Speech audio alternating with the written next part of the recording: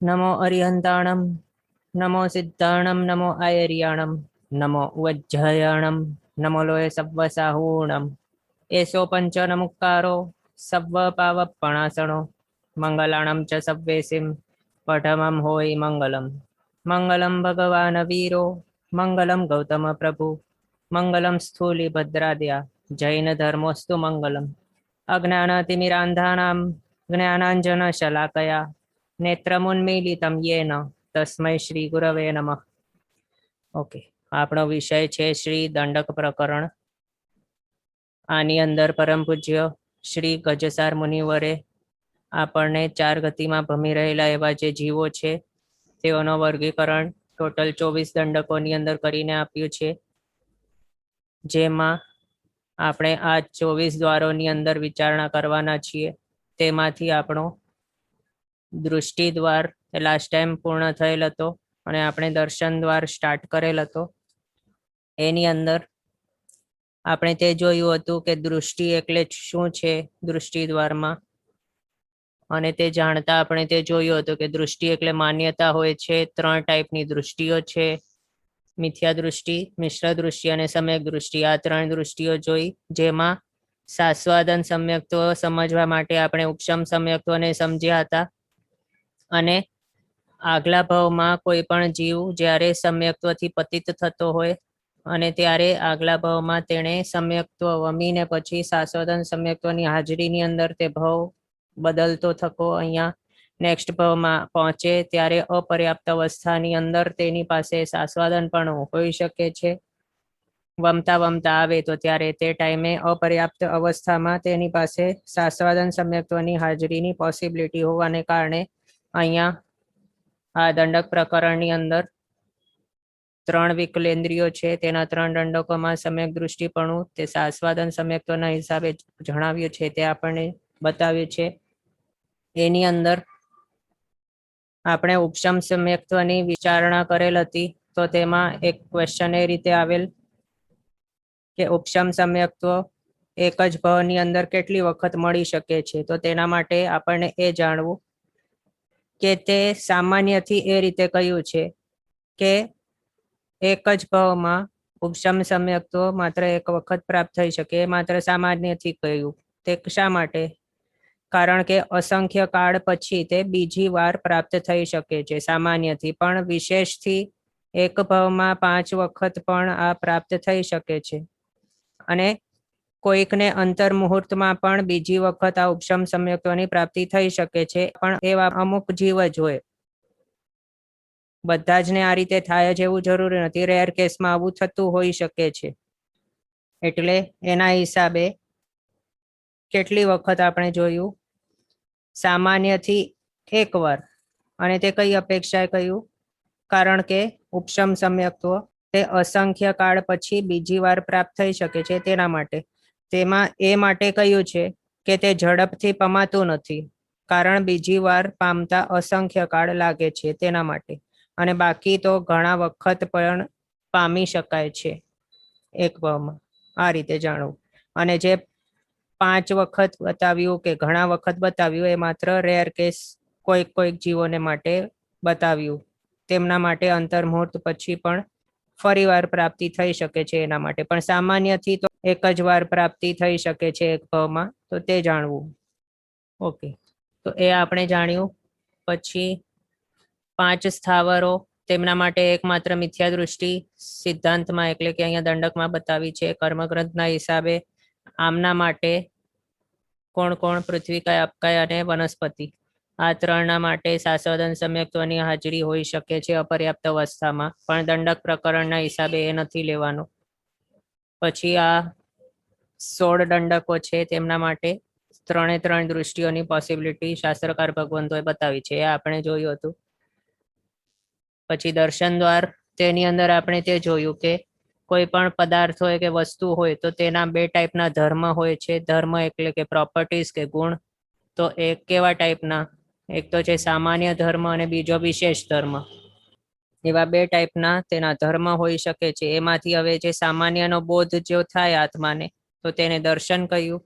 અને તે વસ્તુનો વિશેષ બોધ થાય અથવા તો વિશેષ ધર્મનો બોધ થાય તે વસ્તુનો, તેને કહેવાયું જ્ઞાન. છેલ્લે તો બંને બોધ જ છે, એટલે બંનેને આમ જો જોવામાં આવે તો જ્ઞાન તરીકે જ આપણે ઘટાવી શકીએ, પણ અહીંયા આપણા સારી રીતે આપણે સમજી શકીએ તેના માટે બે અલગ અહીંયા વિભાગો કરીને બતાવ્યા છે બોધના, સામાન્ય બોધ અને વિશેષ બોધ. સામાન્ય બોધ ઇક્વલ્સ ટુ દર્શન, વિશેષ બોધ ઇક્વલ્સ ટુ જ્ઞાન. એમાંથી સામાન્ય બોધ એટલે આ દર્શન સમજવું, પણ સમ્યક દર્શન વાળો દર્શન આ નથી. સમ્યક દર્શન વાળો દર્શન તે દૃષ્ટિ દ્વારમાં હતું અને આ અલગ છે વળી, એ આપણે જાણ્યું. પછી દર્શનના 4 પ્રકાર જોયા હતા: ચક્ષુ દર્શન, અચક્ષુ દર્શન, અધિ દર્શન અને કેવલ દર્શન. એની અંદર ચક્ષુ દર્શન વગેરે છે તેની વ્યાખ્યાઓ આપણને રિક્વેસ્ટ આવેલ હતી બતાવવા માટે, તો તે અહીંયા આપણે લખીને બતાવી છે. બે રીતે આની વ્યાખ્યા થઈ શકે. એક તો એક અપેક્ષા કઈ, તો આ જે 4 દર્શન છે તેનાથી શાનો બોધ થઈ શકે, તેના અપેક્ષાએ આ વ્યાખ્યા છે. અને આત્માની શક્તિ છે દર્શન અને જ્ઞાન, આ બંને આત્માની શક્તિઓ છે, તો તેના હિસાબે તે અપેક્ષાએ એઝ અ શક્તિ તેની વ્યાખ્યા શું લેવાની, તો આ 4 અહીંયા લખી છે એ પ્રમાણે. તો આપણે જોઈ લઈએ, એક વખત વાંચી લો. ઓકે, તો આના હિસાબે શું છે, ચક્ષુ દર્શન એટલે ચક્ષુ દ્વારા થતો વસ્તુનો સામાન્ય બોધ, તે છે ચક્ષુ દર્શન. પછી ચક્ષુ સિવાયની 4 ઇન્દ્રિયો અને મન દ્વારા થતો વસ્તુનો સામાન્ય બોધ, તે અચક્ષુ દર્શન. પછી મર્યાદામાં રહેલા રૂપી પદાર્થો વિશે સામાન્ય બોધ, તે અવધિ દર્શન. એની અંદર આપણે જોયું હતું રૂપી પદાર્થો એટલે શું છે, તો પૂતગલ જ હોઈ શકે રૂપી, એટલે આ પૂતગલનો મર્યાદાવાળું દર્શન. અને એની સાથે દ્રવ્યથી કેટલા, કેવી સૂક્ષ્મતાવાળા અથવા તો કેવા સ્થૂલ હોય તો કેવા પૂતગલો ના સ્કંધો કેવા જોઈ શકાય, એ વગેરે તેની પણ અહીંયા મર્યાદા હોય છે દ્રવ્ય, ક્ષેત્રકાલ અને ભાવથી. તે પછી કેવલ દર્શન, તો લોક તથા અલોકના સર્વ દ્રવ્યોનો સામાન્ય બોધ, આ છે કેવલ દર્શન.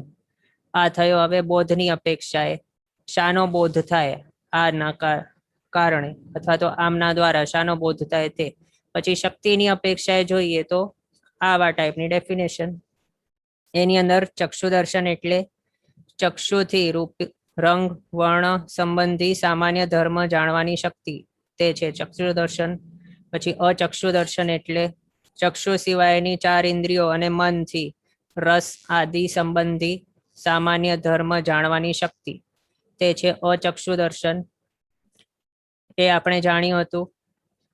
અચક્ષુ દર્શનની અંદર જે 4 ઇન્દ્રિયો અને મન કઈ છે, તે શ્રોત્રેન્દ્રિય છે, પછી ઘ્રાણેન્દ્રિયો, રસનેન્દ્રિયો, સ્પર્શનેન્દ્રિય અને મન, આ 4 ઇન્દ્રિયો અને મન આ 5મો. આ રીતે આપણે જોયું હતું લાસ્ટ ટાઈમ. પછી અવધિ દર્શન, અવધિ જ્ઞાન વડે જાણવા યોગ્ય રૂપી પદાર્થોમાં રહેલ સામાન્ય ધર્મ જાણવાની આત્મામાં રહેલી જે શક્તિ છે, તે શક્તિને અવધિ દર્શન બતાવ્યું. પછી કેવલ દર્શન એટલે કે સકળ પદાર્થોમાં રહેલા સામાન્ય ધર્મ જાણવાની આત્મામાં રહેલી જે શક્તિ, તે કેવલ દર્શન, આ રીતે બતાવ્યું. એટલે આ બંને રીતે વ્યાખ્યાઓ જાણવાની. આ વ્યાખ્યાઓ છે તે બોધની અપેક્ષાએ અથવા તો શું ખબર પડે, શું જણાય આનાથી, તો તેની અપેક્ષાએ આ 4 છે. અને આ 4 વ્યાખ્યાઓ દંડક પ્રકરણના હિસાબે આત્મામાં રહેલી શક્તિના અપેક્ષાએ આ બતાવ્યું છે. આ રીતે આપણે જાણ્યું. હવે આપણે છે ને ગાથા ગ્રહણ કરીએ. આની અંદર આ દૃષ્ટિ દ્વારને વિશે હતી 18th ગાથા. 19th ગાથા છે તે દર્શન દ્વારની છે. એ ગ્રહણ કરીને પછી તેના વિશે બોધ પ્રાપ્ત કરશું. ઓકે, તો હાથ જોડીને ગ્રહણ કરજો.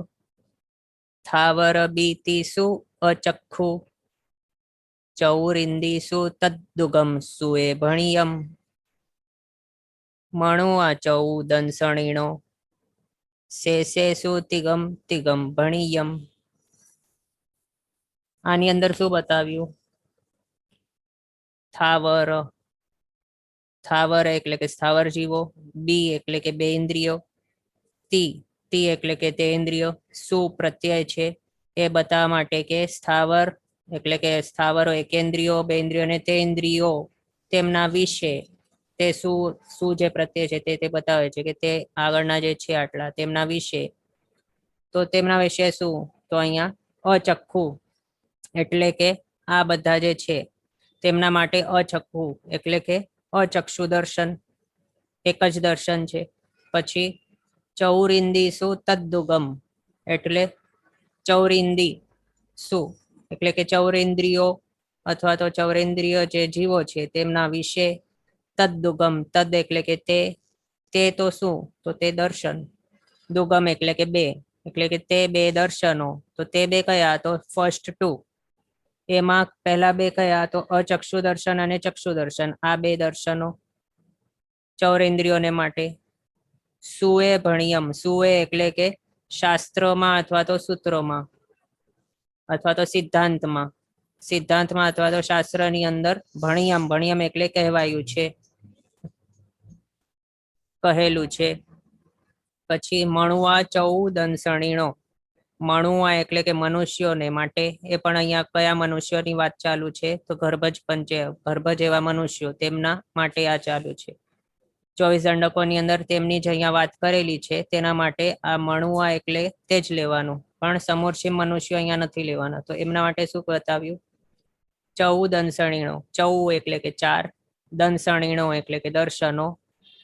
તે ચાર દર્શન જ છે, તો ચારે ચારની પોસિબિલિટી અહીંયા મણુઆ એટલે કે મનુષ્યોના દંડકોને માટે બતાવી, મનુષ્યોને જે એક દંડક છે તેના માટે. પછી સે શું તિગમ, તિગમ ભણિયમ.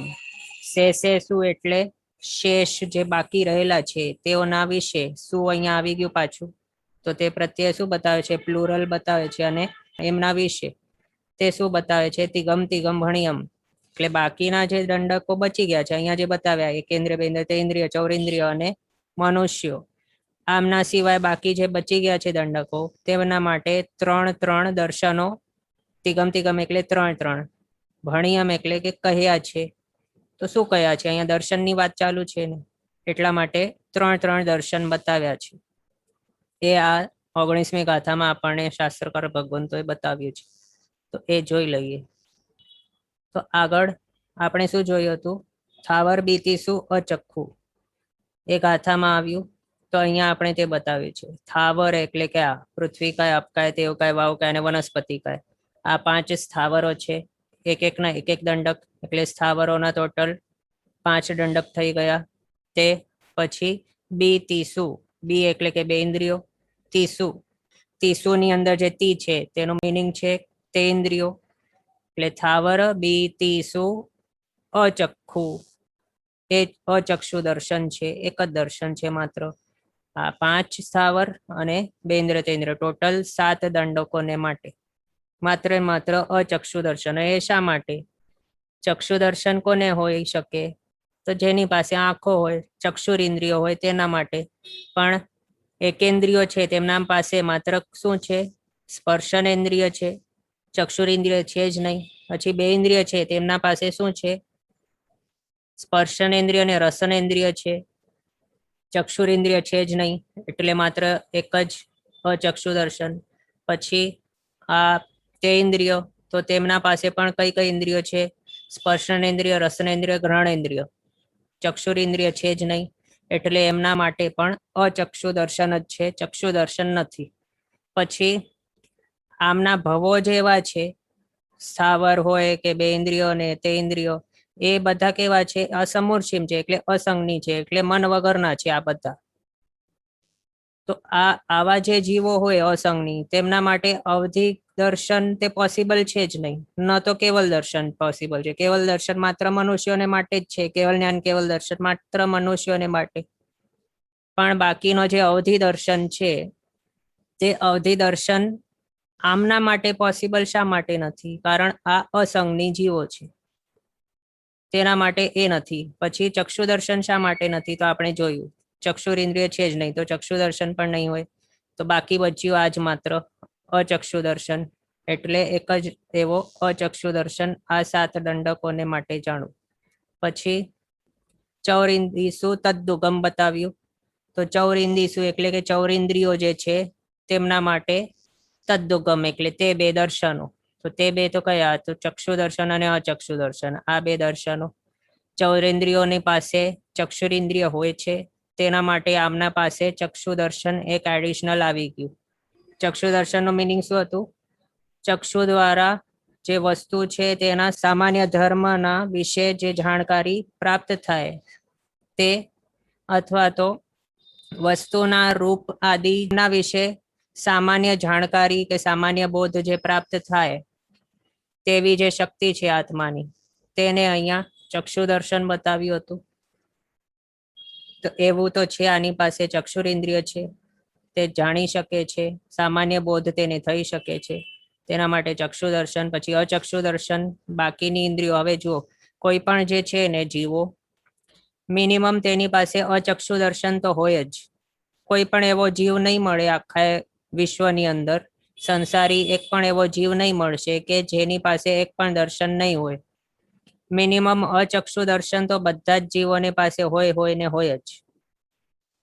એટલે આની પાસે પણ અચક્ષુ દર્શન તો હોય, અને એ સ્પર્શેન્દ્રિયો, પછી રસનેન્દ્રિય, ઘ્રાણેન્દ્રિયો, તેના રિલેટેડ આપણે જોયું હતું, એ હોતું હોય છે. તો આ ત્રણ તો ઇન્દ્રિય આની પાસે છે જ પહેલાથી, તેના માટે આ પણ કેવું કહેવાય? અચક્ષુ દર્શન સહિત વાળો કહેવાય. પછી અહીંયા એવું ક્વેશ્ચન આવી શકે કે અપર્યાપ્ત અવસ્થા હોય જ્યારે, કે જેની અંદર હજી સુધી ઇન્દ્રિય પર્યાપ્તિ પૂર્ણ નહીં કરેલ હોય, તો પછી ત્યારે અચક્ષુ દર્શન કઈ રીતે હોઈ શકે? એવું ક્વેશ્ચન આવી શકે. અને એ આમના માટે આ જે જીવો છે, અથવા તો કોઈ પણ સામાન્યથી જીવ કોઈ પણ છે, તેના માટે હમણાં આપણે જે જાણ્યું ને કે કોઈ પણ એવો જીવ હોય જ નહીં કે જેની પાસે અચક્ષુ દર્શન નહીં હોય, અથવા તો એક પણ દર્શન નહીં હોય એવો કોઈ પણ આત્મા કે જીવ અહીંયા સંસારીપણે મળશે નહીં. હવે અહીંયા આપણે જે બતાવ્યું ને કે અચક્ષુ દર્શન વગરનો કોઈ હશે જ નહીં, તો કેવલી ભગવાન તો તેમની પાસે આ નથી હોતું, તે આપણે પછી આગળ જોશું. પણ હમણાં આપણી સામાન્યથી વાત ચાલુ છે. બીજા છદ્મસ્ત એવા જે જીવો છે, સંસારી જીવો, તેમની માટે આપણી વાત ચાલુ છે કે તેમના પાસે અચક્ષુ દર્શન તો ઓછામાં ઓછું હોય જ. એટલે દર્શન ગુણથી રહિત એવો કોઈ પણ આત્મા હશે જ નહીં આખા આ સંસારની અંદર. તો પછી એવું ક્વેશ્ચન આવી શકે કે ઇન્દ્રિય પર્યાપ્તિ છે, તો તે જે જીવોએ પૂર્ણ નથી કરી, તો પછી તેમની પાસે ઇન્દ્રિયો હજી સુધી બની જ નથી. તો ઇન્દ્રિય નથી, તો પછી ઇન્દ્રિયો દ્વારા જ થતું જે સામાન્ય બોધ છે તે કઈ રીતે થશે? તો એના માટે આપણે આગળ તે જોયું હતું કે શું કયા હતા વનસ્પતિ જીવો, તેમના માટે ઇન્દ્રિય દ્વારા આપણે જોઈ રહ્યા હતા. એની અંદર આપણે તે જોયું હતું કે એક અપેક્ષાએ જો જોઈએ, ભાવ ઇન્દ્રિય તરીકે જો જોઈએ, તો સંસારમાં બધા જ જીવો છે તે બધા જ પંચેન્દ્રિય તરીકે આપણે કહી શકીએ. તે અપેક્ષાએ, તો તે કઈ અપેક્ષા હતી? ભાવ ઇન્દ્રિયોની અપેક્ષા હતી.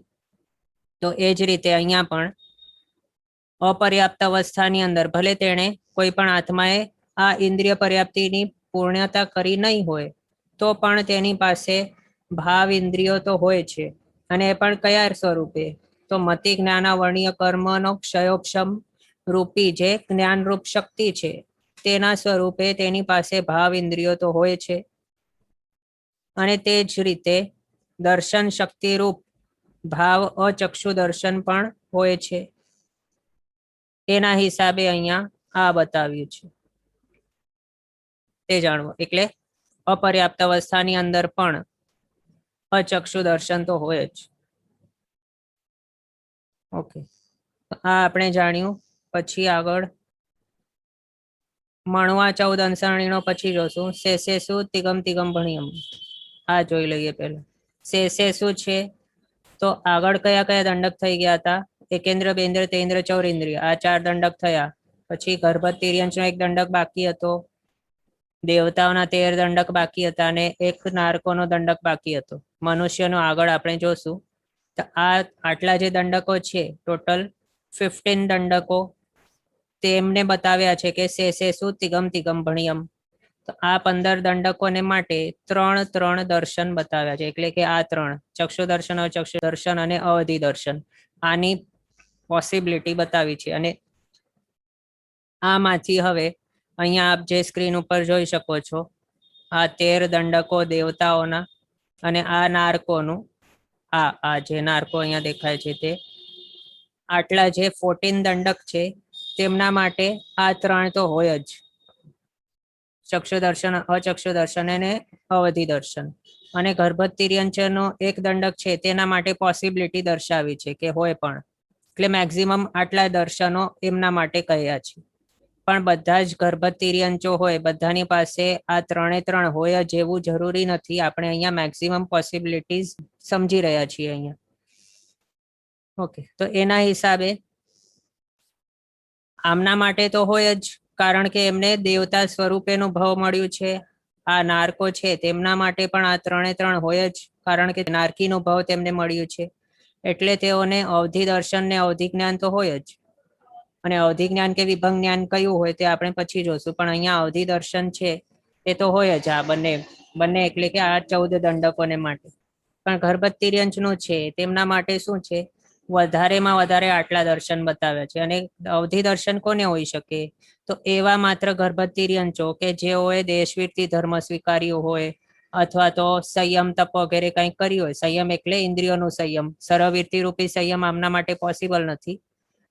તો એવા જે તપ વગેરે જે કર્યા હોય, ત્યાગ વગેરે, તો એના કારણે જેમને અવધિ જ્ઞાન ઉત્પન્ન થયું હોય, તો તે અવધિ જ્ઞાન સહિત આપણે લાસ્ટ ટાઈમ જોયું હતું કે અવધિ જ્ઞાન હોય તો અવધિ દર્શન પણ હોય.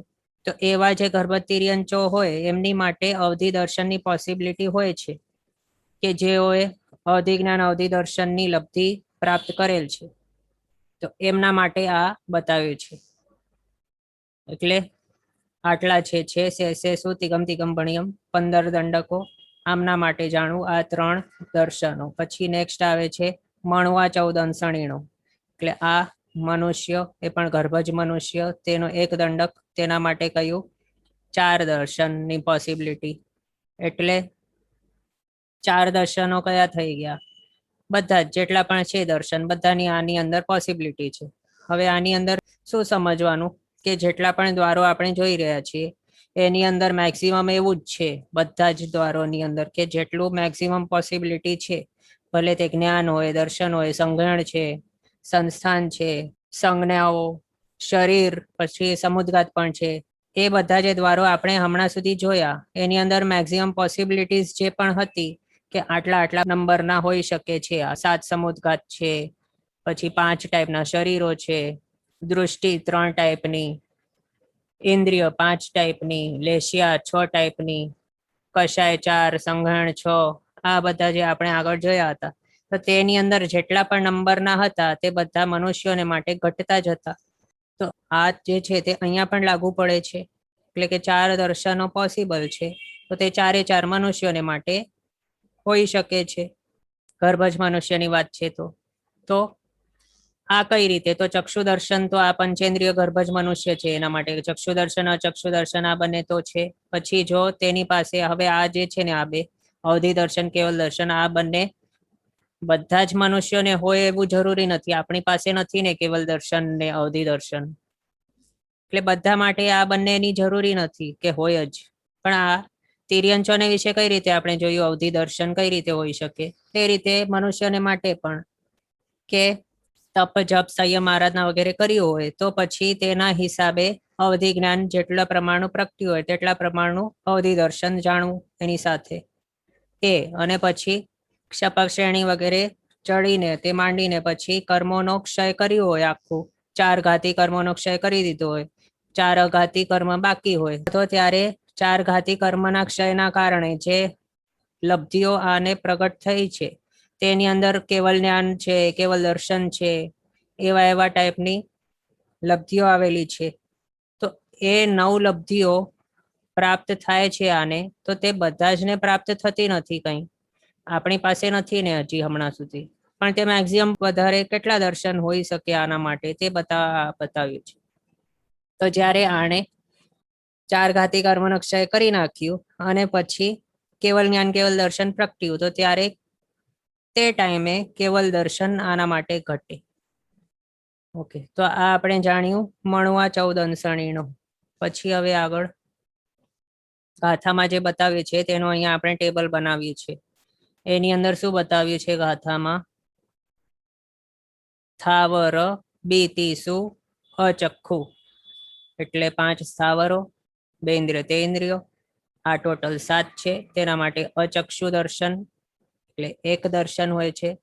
પછી ચૌરિંદીસુ તદ્દુગમ એટલે કે ચૌરિન્દ્રિયોને માટે ચક્ષુ દર્શન અચક્ષુ દર્શન, ચૌરિન્દ્રિયોનો એક દંડક, ચક્ષુ દર્શન અચક્ષુ દર્શન બે દર્શન થયા એ બતાવ્યું. પછી મણવા 14 અંશણીનો એટલે મનુષ્યો ગર્ભ જે મનુષ્યો છે તેમનો એક દંડકને માટે 4 દર્શન, ચક્ષુ અચક્ષુ અવધિ કેવલ, આ ટોટલ 4 દર્શન થઈ ગયા એક દંડક એવા ગર્ભત મનુષ્યને માટે. અને શેષેષુ તિગમ તિગમ ભણ્યમ તો શેષ કેટલા બાકી રહ્યા?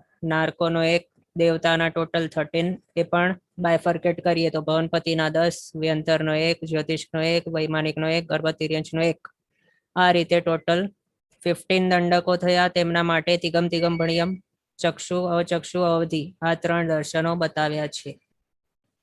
આ ગાથામાં આપણને બતાવ્યું છે અને એ મેક્સિમમ પોસિબિલિટી બતાવી છે જનરલાઇઝ્ડ તરીકે કે આ ફલાણા દંડક છે તેની અંદર વધારેમાં વધારે હોય જો તો કેટલા હોઈ શકે દર્શન એ. પછી હવે આ પણ જોઈ લઈએ. આની અંદર 24 દંડકોમાં સમોર્ષિમ મનુષ્ય અને સમોર્ષિમ તિર્યંશ પંચેન્દ્રિયોનો સમાવેશ કરેલ નથી. તો અહીંયા આપણે આ પણ જાણી લઈએ અને પછી આગળ વધીએ. તો આની અંદર શું બતાવ્યું? સમોર્ષિમ મનુષ્ય છે અને સમોર્ષિમ તિર્યંશ પંચેન્દ્રિય આ બંને જે છે તે બંનેને માટે 2 દર્શનો હોય છે એટલે કે ચક્ષુ દર્શન અને અચક્ષુ દર્શન. પણ અવધિ દર્શન કેવલ દર્શન આ બંનેના માટે નથી હોતા. પછી હવે એક જીવને આશ્રયને કેટલા દર્શન હોઈ શકે તે અહીંયા આપણે બતાવ્યું છે. તો આની અંદર શું કહ્યું છે? પૃથ્વી કાય અપકાય વગેરે જે 5 સ્થાવરો છે તે, પછી 2 ઇન્દ્રિય તે ઇન્દ્રિયો, આ તો આગળ જે આપણને ગાથામાં બતાવ્યું એ જ પ્રમાણે છે. તેમના 7 તે દંડકો થાય છે તો તેઓ બધાને માટે અચક્ષુ દર્શન એક જ હોય, કારણ કે ચક્ષુ તો છે નહીં આમના પાસે એટલે ચક્ષુ દર્શન પણ નહીં હોય એટલે માત્ર એક જ દર્શન અચક્ષુ દર્શન. પછી બીજો એવા કયા જીવ હોઈ શકે કે જેમની પાસે એક જ દર્શન હોય? તો આમ જો પૂછવામાં આવે કે કોઈક એક જીવ છે જેની પાસે માત્ર એક જ દર્શન છે તો તે કયો જીવ હોઈ શકે? તો અહીંયા આવા 2 ટાઈપની પોસિબિલિટી હોઈ શકે. ફર્સ્ટ નંબરની અંદર અહીંયા આ બધા જે બતાવ્યા તે કે જેમની પાસે અચક્ષુ દર્શન છે તે, અને બીજા કેવલી ભગવંતો કે જેમની પાસે કેવલ દર્શન છે માત્ર એક જ દર્શન તરીકે. આ અને એ કયા દંડકમાં આવે છે? તો ગર્ભજ મનુષ્યના દંડકની અંદર આવે છે. એટલે અહીંયા આપણે એક દંડક અહીંયા બતાવ્યું છે. પછી 2 દર્શન કોની પાસે હોઈ શકે અને કયા હોઈ શકે? તો 2 દર્શન જો કોઈ કહે કે 2 દર્શન છે તો કયા હોય? ચક્ષુ અને અચક્ષુ દર્શન. પણ એ રીતે નહીં હોય કે ચક્ષુ દર્શન અને અવધિ દર્શન, અથવા તો ચક્ષુ દર્શન અને કેવલ દર્શન, અથવા અચક્ષુ દર્શન ને કેવલ દર્શન. આ રીતેનો 2 નો જોડલો ક્યારે પણ નહીં મળે. હોય તો શું છે? અહીંયા ચક્ષુ દર્શન અને અચક્ષુ દર્શન આ રીતે બતાવ્યું છે. હવે એની અંદર કોના કોને હોય એ તો તે અહીંયા આપણે લખ્યું છે. ચૌરિન્દ્રિયો છે, આ તો ગાથામાં આપણે જોયું હતું. ચૌરિંદીસુ તદ્દુગમ એટલે ચૌરિન્દ્રિયોનો એક દંડક છે તેના માટે 2 દર્શનો. પછી લબ્ધિથી રહિત એવા ગર્ભત તિર્યંશ એટલે હમણાં જે સામાન્યથી જે ફરી રહ્યા છે કૂતરા બિલાડા વગેરે તેમના માટે એવા જે જીવો છે લબ્ધિ રહિત છે. લબ્ધિ એ પણ કઈ સ્પેસિફિકલી તો અવધિ જ્ઞાનની લબ્ધિ. તો તેનાથી રહિત એવા જે છે તેવા જીવો તેમને માત્ર ચક્ષુ અચક્ષુ.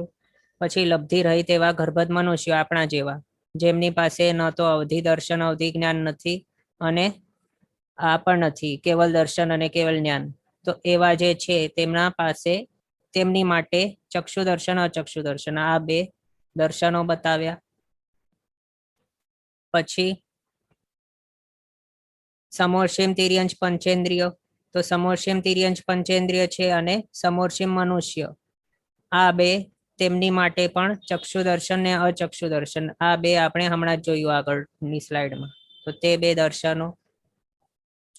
પણ હવે આ બંને જે છે સમોર્ષિમ તિર્યંશ પંચેન્દ્રિય અને સમોર્ષિમ મનુષ્ય આ બંનેને 24 દંડકોની અંદર સ્થાન નથી આપેલો એટલે અહીંયા માત્ર આપણે 3 દંડક લખ્યા છે. એ 3 કયા છે? તો ચૌરેન્દ્રિયનો 1, પછી ગર્ભવત તિર્યંશનો 1 અને ગર્ભવત મનુષ્યનો 1. આ રીતે 3 અહીંયા આપણે લખ્યું છે તેના હિસાબે. પછી 3 દર્શન હોય તો કયા હોઈ શકે? તો તે આ કોમ્બિનેશનમાં હોઈ શકે 3. પણ એ રીતે નહીં હોય કે ચક્ષુ દર્શન, અચક્ષુ દર્શન અને કેવલ દર્શન, અથવા તો અચક્ષુ દર્શન, અવધિ દર્શન ને કેવલ દર્શન, અથવા તો કેવલ દર્શન, અવધિ દર્શન અને અચક્ષુ. આ રીતનો બીજો કોઈ પણ છે ને કોમ્બિનેશન નહીં હોઈ શકે, પણ અહીંયા જે લખ્યું છે તે જ હોય. અને તે કોને કોને હોય છે? નારકોનો 1 દંડક, ભવનપતિના 10 દંડક, વ્યંતરનો 1, જ્યોતિષ્કનો 1, વૈમાનિકનો 1. આ તો આપણે આગળ ગાથામાં જોયું જ હતું. સે સુતિગમ તિગમપણિયમ એની અંદર. અને ગર્ભવત તિર્યંચો છે આ પણ ગાથામાં આવેલ હતું, પણ હવે અહીંયા આપણે બાયફર્કેટ કર્યું છે. એક તો લબ્ધિ રહિત એવા ગર્ભવત તિર્યંચો, તેને 2 દર્શન વાળામાં નાખી દીધા, અને લબ્ધિવંત એવા ગર્ભવત તિર્યંચો તેને અહીંયા લખ્યા છે. અને અહીંયા લબ્ધિ કઈ લેવાની તે આપણે બતાવ્યું, અવધિ જ્ઞાનની લબ્ધિ. પછી લબ્ધિવંત એવા ગર્ભવત મનુષ્ય. તો લબ્ધિવંત એવા ગર્ભવત મનુષ્ય છે આપણા જેવા નહીં, પણ કોના જેવા? આપણા ગુરુ ભગવંતો છે કે જેઓએ તપ જપ દ્વારા અવધિ જ્ઞાનની લબ્ધિ પ્રાપ્ત કરેલી છે એવા, એમના માટે. અથવા તો એક શાસ્ત્રની અંદર એક એક્ઝામ્પલ આવે છે શિવ રાજર્ષિનો. તે કેવા હતા? રાજર્ષિ એટલે કે રાજા હોય પહેલા, અને પછી ત્યાગ કર્યો હોય સંસારનો, અને પછી ઋષિ ધર્મ સ્વીકાર્યો હોય, એટલે કે સંયમ સ્વીકાર્યો હોય, સંસારનો ત્યાગ કર્યો હોય, તો તેને રાજર્ષિ કહેવાય. તો એવા શિવ રાજર્ષિ તરીકે એક ઋષિ હતા. તેઓને વિભંગ જ્ઞાન પ્રગટ્યું હતું.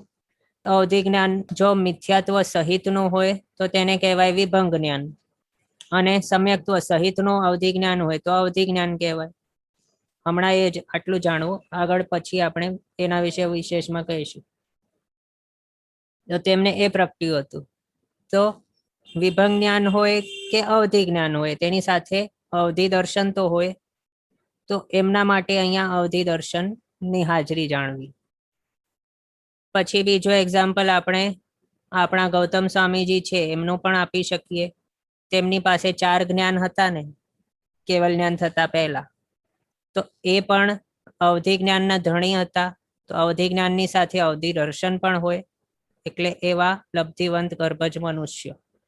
એટલે કે અહીંયા આપણે નોન કેવલી સ્પેસિફિકલી લખ્યા છે. જો કેવલ જ્ઞાન પ્રગટી ગયું હોય તો પછી માત્ર કેવલ દર્શન જ હોય, એક જ દર્શન હોય તેના માટે. ઓકે, આ આપણે જાણ્યું. અને આ શું છે? એક સાથે કોઈ પણ જીવને કેટલા નંબરના દર્શન હોઈ શકે છે તે. પણ હવે આ દર્શન લબ્ધિ સ્વરૂપે જાણવા. આ બધા જે બતાવે ને, એક દર્શન, 1, 2, 3, આટલા જે દર્શનો બતાવે તે એઝ અ લબ્ધિ બતાવે. લબ્ધિ એટલે કે શક્તિ જે સ્ટોકમાં પડેલી છે તે. પણ હવે તે શક્તિનો આપણે વપરાશ કરીએ તો તેને ઉપયોગ કહેવાય. આપણે લાસ્ટ ટાઈમ જોયું હતું, ઉપયોગ એટલે શું છે? આત્માની શક્તિ હોય તેનો વપરાશ આત્મા કરે તો તેને તેનો ઉપયોગ કરેલો કહેવાય. તો આ જે પણ શક્તિઓ છે એ શક્તિઓમાંથી એક જ સમયમાં, એટલે કે એટ અ ટાઈમ કેટલી શક્તિનો ઉપયોગ થઈ શકે? તો માત્ર એક જ. એટલે ઉપયોગની અપેક્ષાએ કોઈ પણ જીવને એક સમયમાં એક જ દર્શન હોઈ શકે. એટલે ભલે આમની માટે 3 દર્શનોની પોસિબિલિટી અથવા તો એવા શક્તિની હાજરી બતાવી છે અહીંયા આ બધા માટે, તો પણ હવે આ 3 માંથી કોઈ પણ એક જ દર્શનનો ઉપયોગ એક સમયની અંદર હોઈ શકે, અને એ બધા જ ને માટે સેમ રૂલ છે. આ આપણે જાણ્યું. અહીંયા ક્વેશ્ચન છે કે સમૂર્ષિમ મનુષ્યને ચક્ષુ દર્શન કેવી રીતે? તો સમૂર્ષિમ મનુષ્યો છે તેમના માટે શું કહ્યું છે કે 3 પર્યાપ્તિઓ તેઓ પૂર્ણ કરીને પછી જ મૃત્યુ પામે. આમ તો 6 પર્યાપ્તિઓ છે. કોઈ પણ હવે જુઓ, ટોટલ 6 પર્યાપ્તિઓ છે, એમાંથી અસંગની કોઈ જીવ છે. આ બધું આમ તો છે ને આ પર્યાપ્તિ દ્વાર છે એની અંદર આવવાનું છે, પણ પ્રશ્નથી રિલેટેડ છે આ, એટલે આપણને આ થોડો આન્સર આપવા માટે થોડું કહેવું પડશે કે શું છે. સમૂર્ષિમ મનુષ્યો છે તેઓ કેવા હોય? અસંગની જ હોય કમ્પલસરી. અને અસંગની પંચેન્દ્રિયો છે એમના માટે કેટલી પર્યાપ્તિ બતાવી? 5 બતાવી. હવે એમાંથી જે સમૂર્ષિમ મનુષ્યો છે એમના માટે કેટલી પર્યાપ્તિ બતાવી? તો માત્ર 3 જ તેઓ કમ્પ્લીટ કરી શકે. અને પછી મૃત્યુ પામી લે. તો હવે 3 જે કમ્પ્લીટ કરી એની અંદર ઇન્દ્રિય પર્યાપ્તિ આવી ગઈ. તો ઇન્દ્રિય પર્યાપ્તિ આવી ગઈ એના મતલબ શું થયું કે ઇન્દ્રિય પર્યાપ્તિ એમના માટે પંચેન્દ્રિય છે તેઓ, એના હિસાબે તેમની ચક્ષુરેન્દ્રિય છે ઇન્દ્રિય પર્યાપ્તિ પૂર્ણ કરી એટલે ચક્ષુરેન્દ્રિય પણ બની ગઈ, એટલે તેના હિસાબે તેમના માટે ચક્ષુ દર્શન પણ બતાવ્યું છે. ઓકે, પછી ક્વેશ્ચન છે કેવલી ભગવંતને બાકી 3 કેમ નહીં? આના રિલેટેડ ક્વેશ્ચન છે. કેવલ દર્શન માત્ર શા માટે કેવલી ભગવંતોને? તો હવે એના માટે કેવું સમજવું? કેવલ દર્શન તે કેવું છે? ડાયરેક્ટલી આત્માથી થતું હોય છે, પણ આ જે છે ચક્ષુ અચક્ષુ અવધિ દર્શન તો એ પણ ડાયરેક્ટ આત્માથી થતું હોય, પણ આ 3 જે છે ને તે કેવા છે? લિમિટેડ છે. પણ આ કેવું છે? અનલિમિટેડ છે. તો જ્યારે આપણા પાસે અનલિમિટેડ શક્તિ પ્રાપ્ત થઈ ગઈ હોય તો જે લિમિટેડ શક્તિઓ છે તે બધા જ શક્તિઓ અનલિમિટેડ વાળાની અંદર સમાવિષ્ટ થઈ જાય. કેવલ દર્શન મળી ગયું છે, કેવલ દર્શનના અંશ જ છે આ બધા. ચક્ષુ દર્શન, અચક્ષુ દર્શન, અવધિ દર્શન એ બધા કેવા છે? કેવલ જ્ઞાનના જ અંશો છે. એટલે પછી આ રીતે નહીં કહેવાય કે આમની પાસે ચક્ષુ દર્શન પણ છે, અચક્ષુ દર્શન પણ છે, અવધિ દર્શન પણ છે. હવે એના માટે બીજો આપણે એ કહી શકીએ કે શું, કોઈક એક જણ છે તેની પાસે 1 કરોડ રૂપિયા છે, 1 કરોડ રૂપિયા છે, તો એના માટે આપણે એ શું કહી શકીએ કે તેની પાસે 100 રૂપિયા પણ છે, 1000 રૂપિયા પણ છે, 1 લાખ રૂપિયા પણ છે, કારણ બધું કરોડ રૂપિયાની અંદર જ સમાવેશ થઈ જાય છે ને. તો એવું જ આ જે અસીમિત એવી શક્તિ છે કેવલ દર્શન સ્વરૂપે, તેની અંદર જ આ બધું સમાવિષ્ટ થઈ જાય છે. એટલે આ બધાની પછી જરૂર જ હોતી નથી. ચક્ષુ અચક્ષુ અવધિ આ કેવા છે? 100 રૂપિયા, 50 રૂપિયા, 20 રૂપિયા આના જેવા છે. કરોડપતિ થઈ જાય પછી કરોડપતિ જ કહેવાય કે 20 રૂપિયા પતિ કહેવાય? એના હિસાબે આ બધાનું સમાવેશ આની અંદર થઈ જવાના કારણે માત્ર કેવલ દર્શન અહીંયા બતાવ્યું છે. આ ચક્ષુ દર્શન ઇન્દ્રિયોથી રિલેટેડ છે, અચક્ષુ દર્શન પણ ઇન્દ્રિયથી રિલેટેડ છે. અને આ ડાયરેક્ટલી અસીમિત શક્તિ પ્રાપ્ત થઈ ગઈ છે પછી આવા બધાની જરૂર જ હોતી નથી, અથવા તો એ બધાનો સમાવેશ આની અંદર થઈ જવાના કારણે આની પછી ગણતરી જ નથી હોતી. માત્ર ને માત્ર કેવલ દર્શન જ કહેવાય છે. એ જ રીતે જ્ઞાન દ્વારા આપણે જોશું એની અંદર પણ એ જ આવવાનું છે કે આમ તો 5 જ્ઞાન છે, પણ જ્યારે કેવલ જ્ઞાન પ્રગટ્યું ત્યારે પછી શું કહેવાય કે માત્ર કેવલ જ્ઞાન જ છે, પણ બાકીના 4 જ્ઞાન પછી ગણાતા નહીં હોય. ત્યારે પછી આપણે જોશું. એટલે એના હિસાબે અહીંયા માત્ર એક જ દર્શન બતાવ્યું છે કેવલ જ્ઞાની ભગવંતોને માટે. ઓકે, અહીંયા રિક્વેસ્ટ છે કે can you please repeat how અપર્યાપ્ત જીવ હેઝ અચક્ષુ દર્શન. હવે સમજો, ટોટલ 6 પર્યાપ્તિઓ છે, તેમાંથી આ સ્થાવર અને 2 ઇન્દ્રિય આમના માટે અચક્ષુ દર્શન આપણે બતાવ્યું હતું. એના રિલેટેડ ક્વેશ્ચન છે કે પ્લીઝ રિપીટ હાઉ અપર્યાપ્ત જીવ હેઝ અચક્ષુ દર્શન. હા, તો બરાબર. તો 6 પર્યાપ્તિઓમાંથી આહાર, શરીર, ઇન્દ્રિય આ 3 સ્ટાર્ટિંગની 3 પર્યાપ્તિઓ છે. એમાં હવે આ જે જીવો છે તેઓ અપર્યાપ્ત અવસ્થામાં જો તેઓને હજી આ ઇન્દ્રિય નામની ત્રીજી પર્યાપ્તિ હજી સુધી પૂર્ણ કરી નથી, પણ માત્ર આહાર પર્યાપ્તિ અને શરીર પર્યાપ્તિ આ 2 પર્યાપ્તિઓ પૂર્ણ કરી છે, તો પછી હવે તેમના માટે અચક્ષુ દર્શન કઈ રીતે હોય? ઇન્દ્રિય જ નથી તો અચક્ષુ દર્શન કઈ રીતે હોઈ શકે? અચક્ષુ દર્શન તો ઇન્દ્રિયથી રિલેટેડ છે, તો અચક્ષુ દર્શન કઈ રીતે હોઈ શકે? તો તેના માટે શાસ્ત્રકાર ભગવંતો શું કહે છે કે તે ભાવ ઇન્દ્રિય સ્વરૂપે હોય. એટલે કે ભાવ ઇન્દ્રિયોના દ્વારા થતું એવો જે સામાન્ય બોધ છે તેના સ્વરૂપે અચક્ષુ દર્શન રહેલો હોય છે ત્યારે. અને આપણે આગળ તે જોયું હતું કે દ્રવ્યથી ભલે કેટલી પણ ઇન્દ્રિયો હોય, આ સ્થાવરો છે તેમના પાસે દ્રવ્યથી કેટલી છે? માત્ર 1 જ ઇન્દ્રિય છે. 2 ઇન્દ્રિય છે તેના પાસે માત્ર 2 ઇન્દ્રિય છે દ્રવ્યથી. આ તે ઇન્દ્રિય છે તેની પાસે 3 ઇન્દ્રિય છે દ્રવ્યથી.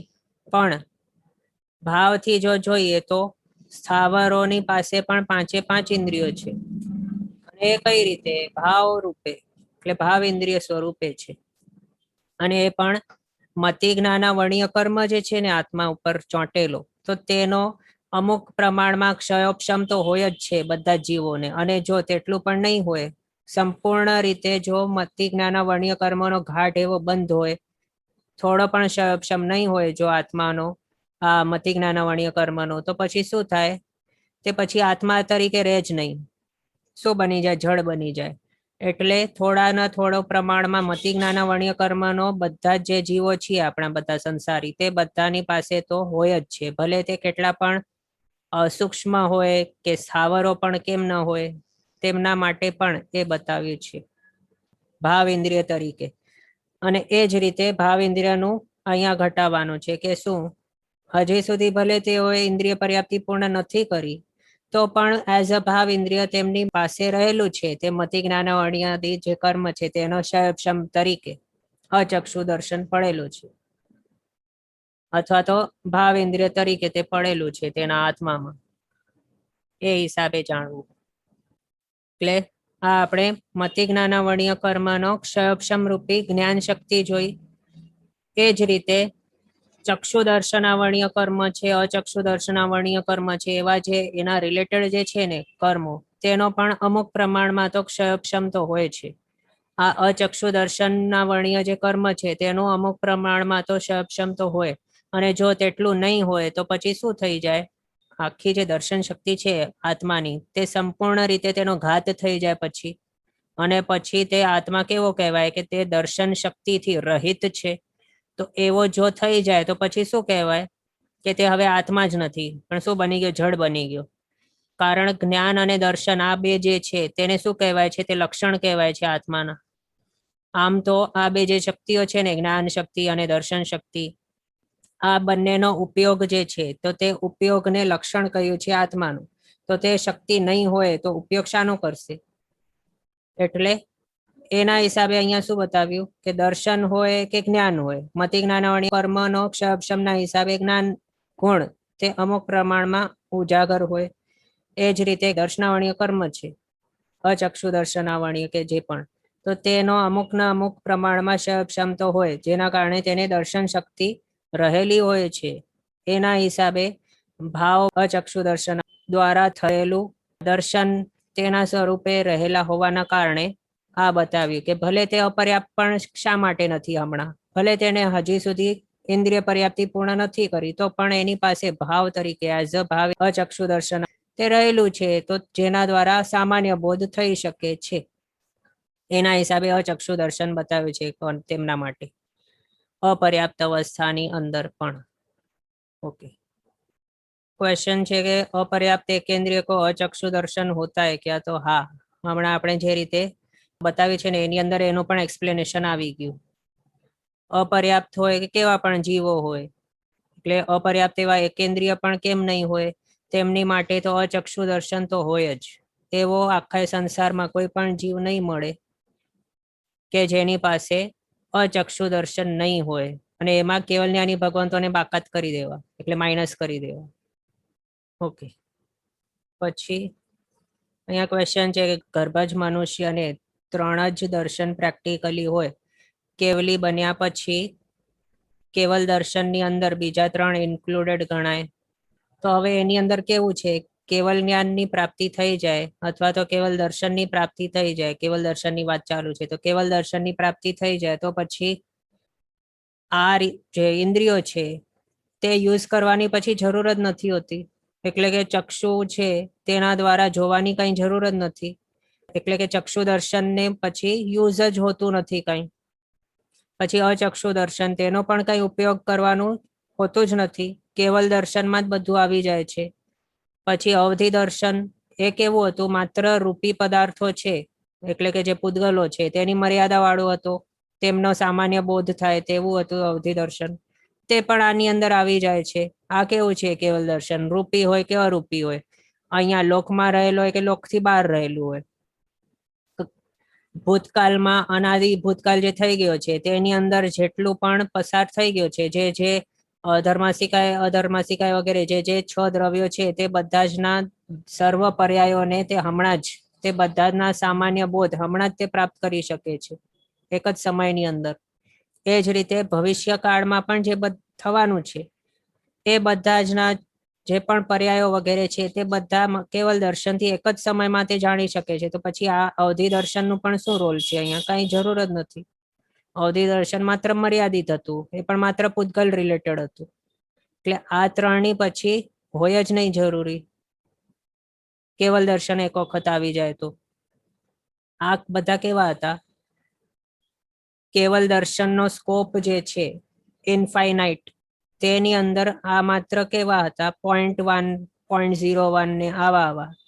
તો આ બધાનું જે પણ શક્તિ હતી તે માત્ર લિમિટેડ હતી, અને એ પણ કેવી હતી? જેટલા પ્રમાણની હોવી જોઈએ, અથવા તો આત્માની રિયલ શક્તિ જેટલી હતી એનો માત્ર એક ડોટ કે છાંટો એ નહીં, એનાથી અત્યંત ઓછી. તો હવે આની યુઝ જ પછી કરવાની શું જરૂર છે? તો એના માટે શું કહ્યું છે કે કેવલ દર્શન હોય છે પછી કેવલી ભગવંતોને કેવલ જ્ઞાન પ્રગટ્યા પછી. પણ બાકીના આ ત્રણ દર્શન પછી ગણાતા નથી, નબળા છે તેઓ. યુઝ એટલે કે તેમનું કઈ પછી છે જ નહીં એના માટે. ઓકે, ઉપશમ સમ્યક્ત્વનું ક્વેશ્ચન આવ્યું છે હમણાં. ઉપશમ સમ્યક્ત્વ એક ભાવમાં કેટલી વખત પ્રાપ્ત કરી શકાય? તો આમ તો આ આપણે આગળ કહ્યું છે આજ ક્લાસમાં સ્ટાર્ટિંગમાં, રિપીટ કરી દો 1 મિનિટ. તો તે ઉપશમ સમ્યક્ત્વને કેવું કહ્યું છે કે તે વિશેષથી એક ભાવમાં 4 વખત પણ પ્રાપ્ત થઈ શકે, પણ સામાન્યથી અસંખ્ય કાળ પછી બીજી વાર તે પ્રાપ્ત થઈ શકે છે. કોઈકને કહ્યું છે કે તે અંતર મુહૂર્તમાં પણ પ્રાપ્ત થઈ શકે, પણ એવા અમુક જ જીવો છે કે જેમને ઉપશમ સમ્યક્ત્વની પ્રાપ્તિ કરી પછી તેને વમી નાખ્યું, અથવા તો ત્યાંથી ચ્યુત થઈ ગયા, અને પાછું હવે મિથ્યાત્વે પહોંચીને પાછા હવે બીજી વખત ઉપશમ સમ્યક્ત્વની પ્રાપ્તિ કરશે એક જ અંતર મુહૂર્તની અંતર પછી. તો તેવા કોઈક જ એટલે કે અમુક જ જીવો હોઈ શકે રેર કેસ સિનેરિયોઝમાં. એટલે શું કે એક ભાવમાં 5 વખત પણ પ્રાપ્ત કરી શકાય, અથવા તો એક વખત પણ પ્રાપ્ત કરી શકાય. એમાં શું સમજ્યા આપણે કે વિશિષ્ટથી 5 વખત પ્રાપ્ત થઈ શકે, અને સામાન્યથી એટલે કે જનરલી એકવાર બતાડ્યું હોય તેની અંદર શું સમજવાનું કે તે ઝડપથી પમાતું નથી પાછું, કારણ કે બીજી વાર પામતા અસંખ્ય કાળ લાગે છે તેના માટે. અને બાકી તો ઘણી વખત પણ પામી શકાય છે ઉપશમ સમ્યક્ત્વ. ઓકે, આ રીતે આપણે દર્શન દ્વાર જોયો. 11મો એવો દર્શન દ્વાર તે આજે આપણો પૂર્ણ થયો છે. ઓકે, આજનો ટાઈમ આપણો અહીંયા થયો છે. આગળના પદાર્થો આપણે નેક્સ્ટ ક્લાસમાં જોઈશું અવસરે. જીનાજ્ઞા વિરુદ્ધ કંઈ પણ બોલાય તો મિચ્છામિ દુક્કડમ. સર્વમંગલ માંગલ્યમ સર્વ કલ્યાણ કારણમ પ્રધાનમ સર્વ ધર્માણમ જૈનમ જય અતિશાસનમ. પ્રણામ. બધા સાતામાં રહેજો, જીનાજ્ઞા પૂરકનું જીવન જીવજો.